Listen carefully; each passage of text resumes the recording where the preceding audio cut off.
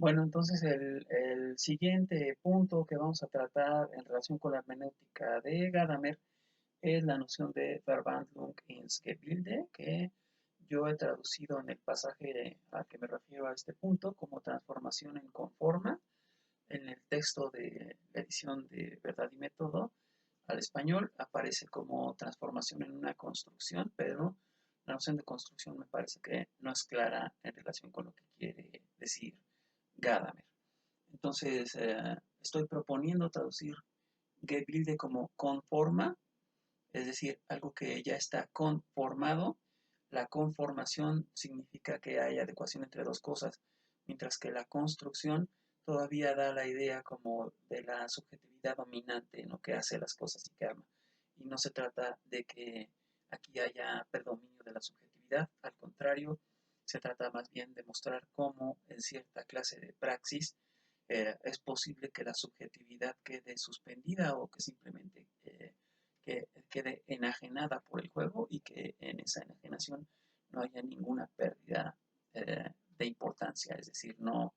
estamos siendo manipulados ni estamos perdiendo nada, ¿no? Al contrario, vamos a obtener una ganancia que es lo que llama Gadamer el rendimiento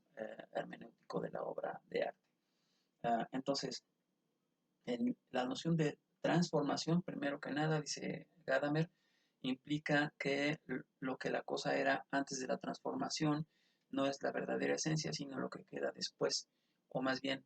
lo que ocurre después, no lo que queda, sino lo que ocurre después con la cosa en la transformación, esa era la verdadera esencia de la cosa. Por ejemplo, cuando uh, finalmente nos damos cuenta de que una persona no es como nosotros creíamos que era, podemos decir que estás como transformado, precisamente porque queremos estar viendo ahora cómo es de verdad, mientras que antes parecía habernos mostrado una forma de ser que no era suya, o que creíamos que era suya, pero que ahora vemos que no era suya, ¿no? Porque realmente no es así la persona, y ahora podemos verla como de verdad es, bueno, no solo en relación con las personas, sino en relación también con la participación de las personas en el juego, podría decirse que cuando están jugando, están comportándose de acuerdo a la naturaleza propia de la cosa, lo que está pidiendo la cosa. Entonces, de lo que había antes, o sea, de la persona, no queda nada cuando se convierte en jugador. Eso es lo que se quiere decir. No estamos diciendo que la verdadera naturaleza de una persona se muestre cuando juega, no, sino que la persona queda fuera de juego como identidad personal individual cuando se trata del juego, que no es lo mismo que vemos, por ejemplo, en las competencias deportivas, en donde con mucha frecuencia la identidad personal no solo no se pierde, sino que más bien se mantiene todo el tiempo a la vista, como cuando un jugador en un equipo está todo el tiempo queriendo ser el protagonista en lugar de lograr la meta de que el equipo uh, gane. En ese sentido, un jugador que solo está pensando en su posición, en cómo queda él frente al equipo, en cómo lo ven todos los demás, etcétera, no está jugando realmente. En un equipo, jugar significa trabajar en equipo con los demás, para el fin del equipo, para el fin del juego. Y en ese sentido, la persona individual no está el jugador, ¿sí? Es decir, te toca ser el delantero, bueno, juega en la delantera, haz tu trabajo, mete goles o mete canastas o ataca, pues, es decir, cumple tu función, no te metas en las funciones de otros o hazlo solo si se te pide como parte del juego, ¿no? La estrategia del juego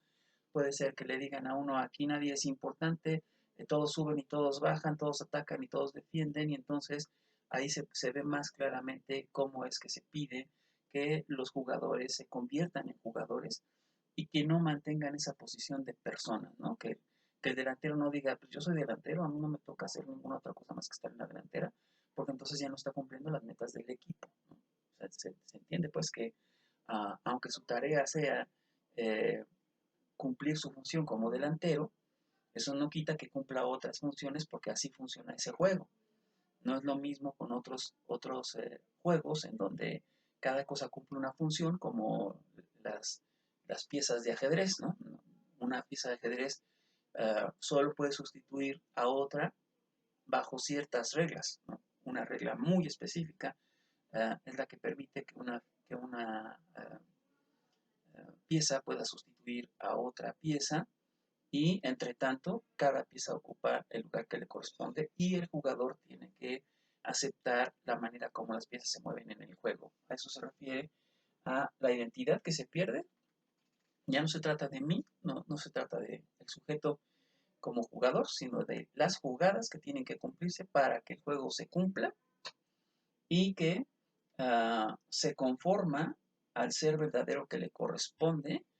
en el juego, ¿sí? O sea, no se trata de que mi verdadera naturaleza salga a flote cuando juego. No, se trata de que la naturaleza del jugador o de lo que está en juego cuando se juega se ponga en evidencia como juego, ¿sí? No estamos hablando, insisto, de que el ser de la persona se muestre, sino que, al contrario, el ser de la persona está fuera y lo que tenemos es más bien solo el acontecimiento del juego. Esto es lo que Gadamer piensa debería ocurrir en la experiencia estética con la obra de arte. Lo que normalmente ocurre es más bien una exteriorización. La crítica, la historia de arte y la interpretación han estado trabajando con mucha frecuencia, dice Gadamer, no todo el tiempo, pero es muy común en esta forma exteriorizada que él llama la no identificación estética, la posición pues del sujeto fuera del acontecimiento, juzgando cómo está ordenado en lugar de inscribirse en el orden. Él lo que pediría la hermenéutica de Gadamer es que el sujeto primero conozca el juego y luego se pregunte por sus reglas o por su manera como está conformado. Si no se conoce, pues no se puede criticar, ¿no? En ese sentido, el juego del arte exigiría del sujeto que el sujeto se conforme, ¿no? Y se conforme no quiere decir aquí como lo usamos normalmente en México, que se resigne, no, sino que quiere decir que se adapte a las condiciones de operación que exige el juego, que embone para que vea cómo adentro del juego él está siendo juzgado por el juego, él está siendo parte de las reglas del juego para que el juego se desarrolle y no simplemente alguien que todo el tiempo está tomando distancia frente a lo que está ocurriendo delante de él, porque entonces nunca se actualiza el juego, como va a decir Gadamer, lo voy a guardar para la próxima cápsula.